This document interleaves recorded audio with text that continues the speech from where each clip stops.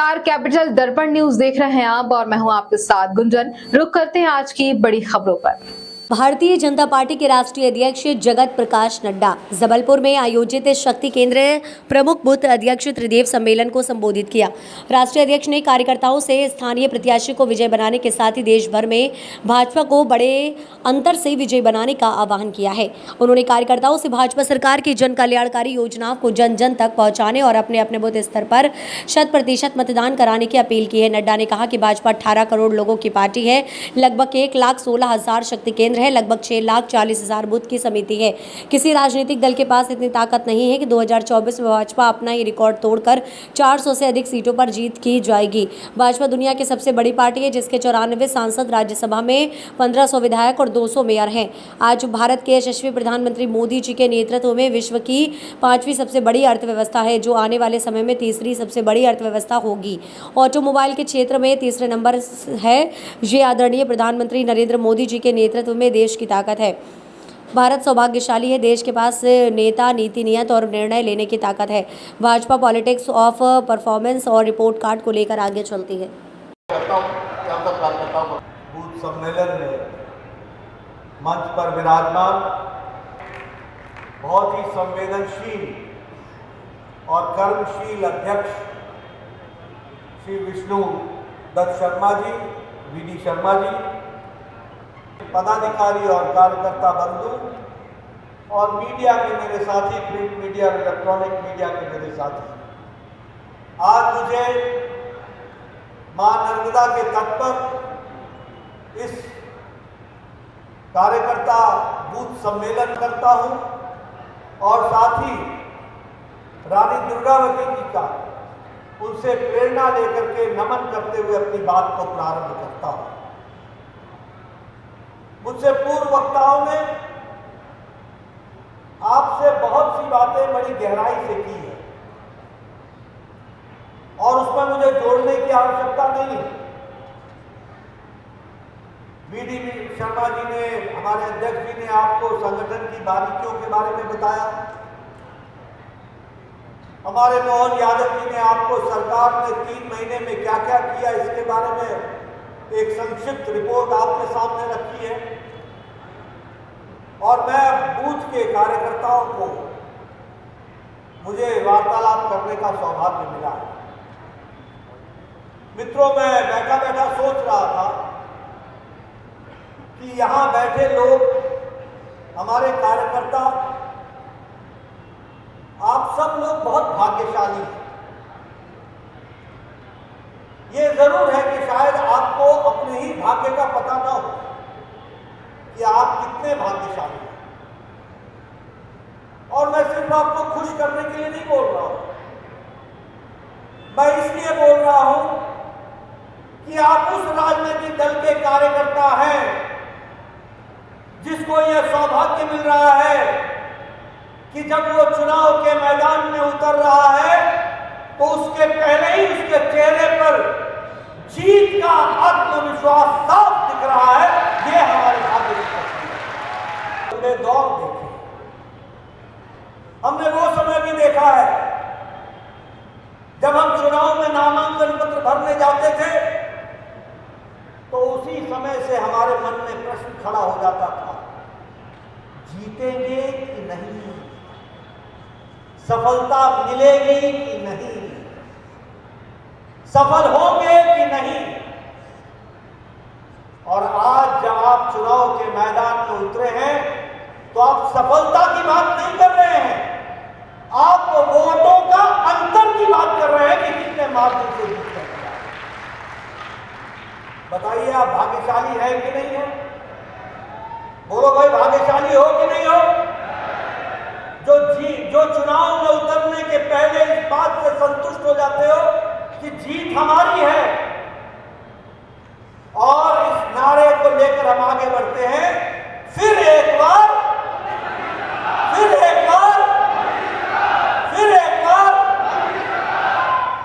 और आपको मैं एक बात और बताना चाहता हूं कि आप इसलिए भी भाग्यशाली हैं क्योंकि ये जो आपको सफलता का फल मिल रहा है इसके पीछे 4-4 पीढ़ियां खप गई हैं। ये उनका तप है, ये उनकी मेहनत है, ये उनका कर्म है, जिसने आज पार्टी को इस मुकाम पर पहुंचाया है, जिसका फल देखने को और समझने को और जानने को हम लोगों को अपनी आंखों से देखने का मौका मिला। यहां बैठे हैं बहुत लोग, मेरे बारे में जबलपुर का रिश्ता बता रहे थे। मैं आपको ये बताना चाहता हूं कि इसी जबलपुर में लोग लोकसभा का चुनाव अपनी जमानत बचा करके जनसंघ का दिया का दीप जलाने के लिए लगाया करते थे। ये भी हमने दिन देखा, हमने वो भी दिन देखा है जब लोग अपने घर की जमीनों को बेचकर सिर्फ चुनाव में जनसंघ का दीप जले, इसके लिए भी काम किया करते। और आज हम इस मुकाम पर पहुंचे हैं कि हम दुनिया की सबसे बड़ी पार्टी बनकर भारत में ऐसी राजनीतिक दल भी कम रह गए हैं जो अपनी जनसभा इतनी बड़ी कर ले, जिसकी संख्या इतनी बड़ी हो। ऐसी पार्टियां भी अब कम हो गई, सिकुड़ गई हैं। और हमारे पार्टी का कार्यकर्ता का सम्मेलन वो जनसभा से बड़ा हो जाता है। ये पार्टी की ताकत आ जाती है।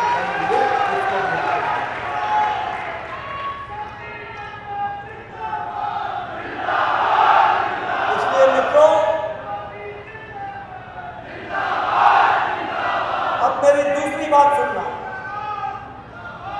दूसरी बात सुनना, जब खानदान में लोगों के तप के कारण कोई परिवार, कोई पार्टी आगे बढ़ जाती है और उस खानदान के लोग अगर लापरवाह हो जाते हैं तो जीत बिफरने में भी समय नहीं लेती। इसलिए हमारे कंधों पर बहुत बड़ी जिम्मेवारी है। 4-4 पीढ़ियों की तप को हमको संभाल कर रखना है। आशीष दुबे को सिर्फ हमने लोकसभा में नहीं भेजना है, हमने भारत का रिकॉर्ड बनाना है कि मोदी जी के नेतृत्व में 400 पार करके हमको दिखाना है। और इसीलिए मैं आप सब लोगों से गुजारिश करना चाहता हूं, आप इन बातों को गहराई से समझें। मित्रों, कौन सी पार्टी है आज भारत में जो वैचारिक निष्ठ पार्टी हो? एक पार्टी बता दो। आश्चर्य के साथ देखते हैं, हम सब लोकतंत्र के संवाहक हैं। सरकार के माध्यम से हमने कुछ फैसले लिए, वो फैसले आप तक पहुंचे होंगे। कितने छोटी बात लेकिन महत्व की बात। हमने निर्णय किया कि अगर कैबिनेट कहीं होगी तो पहली कैबिनेट होगी जबलपुर में रानी दुर्गावती को प्रणाम करते हुए, हमारी बहादुर वीरांगना जिसने अकबर जैसे एक अलग प्रकार के बहुत बड़े साम्राज्य के शासक को चुनौती दी और चाहे प्राण चले गए लेकिन आन नहीं जाने दी। ये जो बहादुरी हमारे क्षेत्र की है, ये इस बात की ललायत करती है कि काल के प्रवाह में समय के साथ हमारी दृष्टि देशभक्ति के साथ होना चाहिए। हमारी दृष्टि राजनीतिक समझदारी की भी होना चाहिए। दुर्भाग्य के साथ कहना पड़ रहा है, राजनीतिक फलक पे वर्तमान का एक अलग समय चल रहा है। उस समय का विश्लेषण करोगे तो हमको हमारी जवाबदारी और बढ़ जाएगी। आप अंदाज तो लगाओ, हमारे एक तरफ ऋषितुल्य प्रधानमंत्री नरेंद्र मोदी जी, जोरदार ताली बजाओ नरेंद्र मोदी जी के लिए। नादान लोग कहते हैं इनके बाल बच्चे नहीं है, एक मूर्ख आदमी अपनी इस टाइप की बात करता है, लेकिन मोदी जी का जवाब कितना उदात्त है। उन्होंने कहा 142 करोड़ मेरे देशवासी है, परिवारवासी है। जवाब है, ये जवाब हमको 56 इंच के सीने वाले के साथ जोड़ता है। एक तरफ मोदी जी ने कहा था ना खाऊंगा ना खाने दूंगा, और जो कहा वो करके दिखाया, क्योंकि मोदी है तो आप अंदाज लगा लो। ये खाने वाले और जिनने नकली लारी लूंगा, सबसे पहले बड़ा भव्य आलीशान बंगला बनाया और एक के बाद एक झूठ बोलते गए।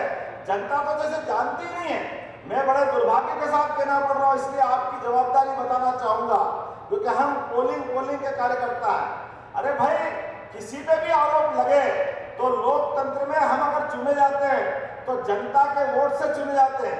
जनता हम पे भरोसा करती है, हम पे आस्था करती है और लोकतंत्र में हम चुनाव जीतते हैं। लेकिन अगर हम पे कोई उंगली उठ जाए किसी भी कारण से, तो इस देश का इतिहास है, लाल बहादुर शास्त्री, रेल दुर्घटना हुई, उन्हें तुरंत इस्तीफा दे करके उत्कृष्ट उदाहरण दिया कि ये गलती का कुछ भी हो सकता था, लेकिन आडवाणी जी ने इस्तीफा दिया सभी पदों से, सांसद से भी इस्तीफा दिया। ये लोकतंत्र की गौरव परंपरा है और उन्होंने कहा जब तक कोर्ट मुझे निर्दोष नहीं कर दे मैं कोई पद नहीं लूंगा। ये हमारा अपना लोकतंत्र का उदाहरण है। और उसके उल्टे एक मंत्री जेल गए, कोई फर्क नहीं पड़ा, इतनी मोटी चमड़ी के, भाजपा को गाली बकते रहिए, सबको गाली बकते रहिए। दूसरे मंत्री जेल गए, 21 नेता जेल चले गए, लेकिन कोई फर्क नहीं पड़ रहा। लेकिन हद तो तब कहोगे जब खुद का नाम भी आया, और खुद का नाम आया तो खुद ने जेल जाने के बाद भी अपने आप को मुख्यमंत्री से मुक्त नहीं किया। तो मित्रों, ये जान के चलो कि ये आजादी के बाद लोकतंत्र की सबसे बड़ी परीक्षा हमारी आपकी है कि ऐसा पदलोलुप व्यक्ति जो प्रत्येक मतदाता का अपमान कर रहा है वो जेल नहीं गए, ये प्रत्येक मतदाता का सम्मान जेल गया है। इस जेल के अंदर जाने वाले कलंक को जनता के सामने ले जाना पड़ेगा कि केजरीवाल जी आप जेल नहीं गए, जिन जिन लोगों ने आप पे विश्वास किया उनके विश्वास का गला आपने घोटा है, उनका सम्मान आपने गिराया है, उनको अपमानित किया है। इसलिए लोकतंत्र की इस लड़ाई में मोदी जी ने जो बात कहा है, ना खाऊंगा ना खाने दूंगा, तो हम सबकी जवाबदारी बनती है। ऐसे व्यक्ति सहित पूरे के पूरे माननीय राष्ट्रीय अध्यक्ष जी बताएंगे, पूरे के पूरे कुंबे में सब जमानत पे है। हमको सबको अपने बूथ पे जा करके ये जो नए वोट बढ़ाना है, इसी की बात करना है। क्योंकि पिछली बार माननीय मोदी जी ने एक नारा दिया था, माननीय नड्डा जी ने नारा दिया था कि एमपी के मन में गराजोड़ा विधानसभा की सीट जीती थी, और उस प्रचंड बहुमत के आधार पर जब सरकार बनी तो हमने सरकार के फैसले कैसे किए। हमारा पहला फैसला, प्रत्येक जिले के अंदर युवाओं के लिए एक एक्सीलेंस कॉलेज खुलना चाहिए। हमने पहला निर्णय किया युवाओं के लिए। आप बताइए, एक्सीलेंस कॉलेज खुलना चाहिए कि नहीं खुलना चाहिए? हमने दूसरा फैसला किया, जो अपराधी है, ज्यादा अपराध करता है, बड़े बड़े अपराध करता है, लेकिन बार बार जमानत से छूट जाता है, फिर अपराध करता है, उसकी जगह बाहर होना चाहिए कि जेल में होना चाहिए? हमने दूसरा फैसला किया, ऐसे अपराधी जो बार बार अपराध करते हैं उनकी पुरानी जमानत भी निरस्त कराएंगे, वो नई होने नहीं देंगे, सबको जेल भेजेंगे। ये हमारा फैसला था।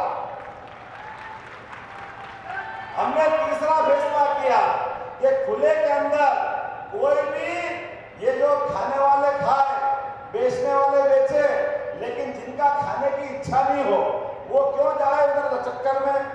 खाने के लिए फूड सेफ्टी नियम का अपना कानून है, तो उनका एक बाजार बना देंगे, लेकिन बाजार में ये सब नहीं बिकने देंगे। हमने रोका कि नहीं रोका? तो ताली बजा के बताओ, ये हमारा निर्णय है। और ऐसे एक नहीं, लगभग 100 से ज्यादा निर्णय इस 100 दिन के अंदर लिए। हमने कहा कि कोई भी बच्चा या बड़ा बूढ़ा 108 के एम्बुलेंस से हॉस्पिटल तो चला जाता है, लेकिन कोई कारण से उसका शरीर छूट जाए, वो मृत्यु को प्राप्त हो जाए।